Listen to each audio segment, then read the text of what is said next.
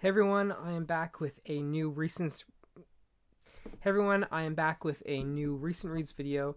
I've been covering the last sort of 3 years that I have been forgetting to make these recent read videos.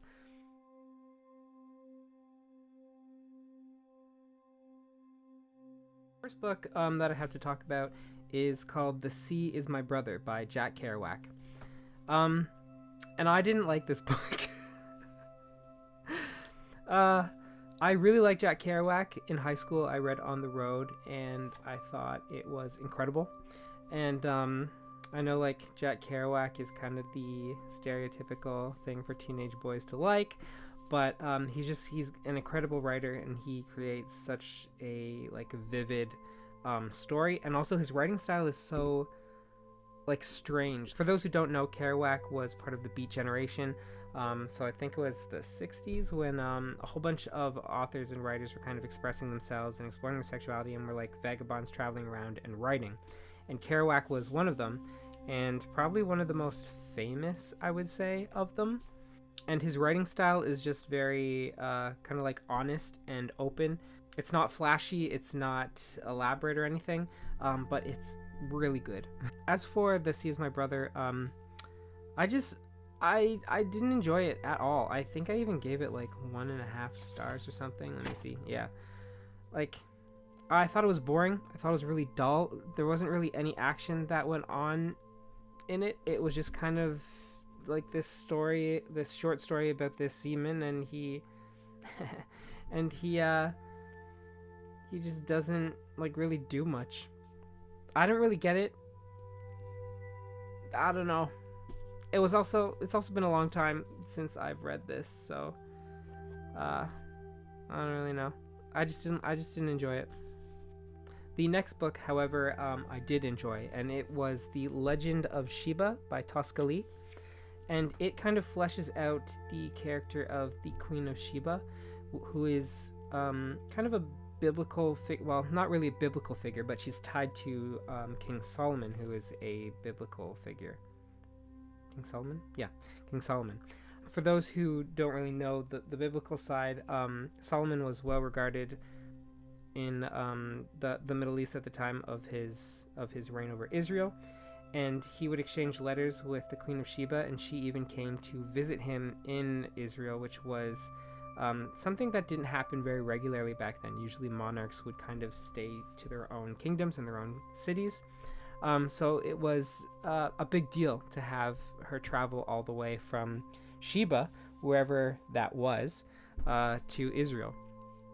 And this book just kind of fleshes out the character of Sheba, and it does a really good job, and it kind of hints at this romance, creates this romance between Sheba and Solomon, but it really paints Solomon as kind of a loser, to be honest. Which I don't mind. But I just found that very interesting. So this is definitely a good historical fiction. I don't read much historical fiction, but I really enjoyed this one, and it was interesting to read a historical fiction that was about Sheba, really, and about that kind of that time, that biblical time. So this is definitely a good one. I would recommend it if you are into historical fiction. The next book that I read was also historical fiction, and it was The Golden Mean by Annabel Lyon.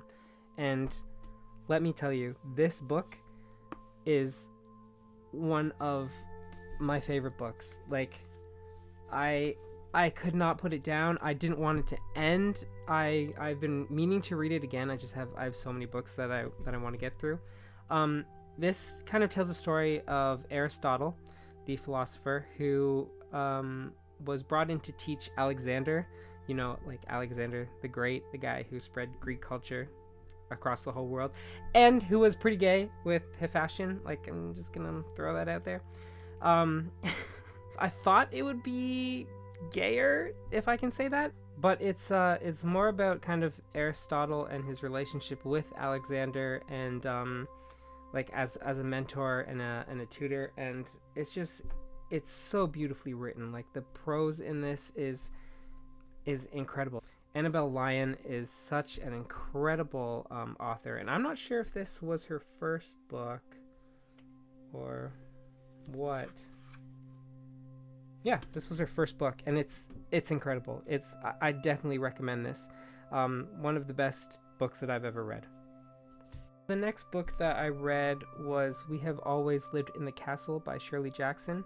It's a kind of a short story that's very like gothic in nature.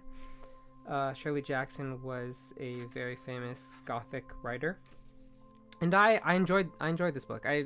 I kind of gave it like a 3 out of 5 stars, I think. So I did enjoy it. It wasn't the best thing that I've read, but it was definitely very interesting. The characters are very deep and very psychologically hurt. Oh, there's Cece back there. Cece, what are you doing?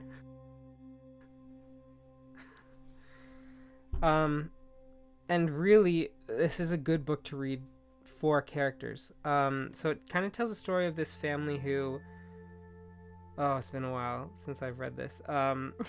They live in this house, and the community doesn't really like them, and I can't remember why. I think there was a murder or something, and the people left over in the house are kind of the remnants of the family. Oh, right. Okay, so there was a murder, and it's kind of a big mystery. You eventually find out who was the murderer in this book and everything. But the main character, Mary Catherine, is she's incredibly interesting, and she's so in her own little like world that it made for a very interesting read, because she's so detached from everything that's going on around her. And yeah, it was good. It was good. It was a good gothic read, very quick. Definitely recommend it. After that, I read a memoir, which I think is like the first memoir I've read. No, I read Tolkien's memoir in high school. It's the first memoir I've read in a long time, and it was Born with Teeth by Kate Mulgrew. And for those of you who don't know, Kate Mulgrew played Captain Catherine Janeway on Star Trek Voyager. Access is interpersonal, subroutines, familial characters. Delete the wife. She played Red in Orange is the New Black, and she has a number of other roles under her belt. I grew up in the 90s, and I grew up watching Star Trek, and when I was little, Voyager was my favorite Star Trek. Janeway was such an incredibly powerful captain and a figure. I've since gone back and watched all the Star Treks, and Voyager's no longer my favorite. But the presence that Mulgrew had as Janeway was really incredible. Like, I rewatched Voyager again, I think last year or the year before, and it's not that great, but she is fantastic in the role as Captain Janeway. And with the whole Picard show coming back on, I definitely want to see a cameo of Captain Janeway in one of the seasons coming up. But anyway, this is her memoir. I feel kind of weird, reviewing or giving a rating to memoirs, because this is someone's life that I'm rating. And I did like the book. I did think it was a good memoir, but I don't think it was what I was expecting. I thought it would be more about Star Trek, but it's not. It's more just about Kate Mulgrew's life and everything. And it's fascinating, everything that she's been through and everything that she that she's gone through, both in show business and in her personal life. I expected there to be more Star Trek in it, and there wasn't. But it's fine, because it's still a great read. And Kate Mulgrew's writing style is incredible. Like, I kind of put Kate Mulgrew in the same category as William Shatner, in that they're very full of themselves. And I don't mean that in a bad way. Like, when Shatner talks, about himself, he talks about himself in kind of the most prolific sense. Like, he's one of the greatest things to happen to show business, to Star Trek. And Mulgrew's tone and her voice is very similar, I find, to Shatner's.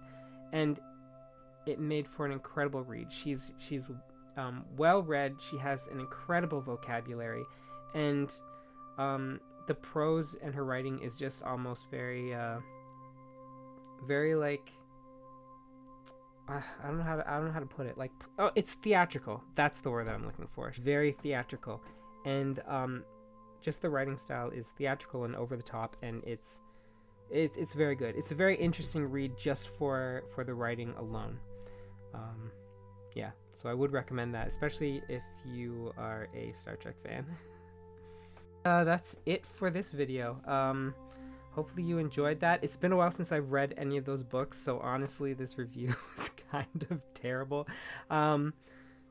But I don't know what to tell you. I've been off of YouTube for a long time, so this is what happens. Stay tuned. I have a bunch of videos about plants coming up as well. Trying to break into that plant tube community and know how it is. And yeah, I'll see y'all next time. Thanks again for watching. If you're new to my channel, I post plant videos on Monday, and on Friday I post videos about writing or reading or photography or whatever interests that I have. As always, you can find my social media links in the description below. As well, you can find the link to my fantasy series, A Chronicle of Crowns, which is currently out on Amazon.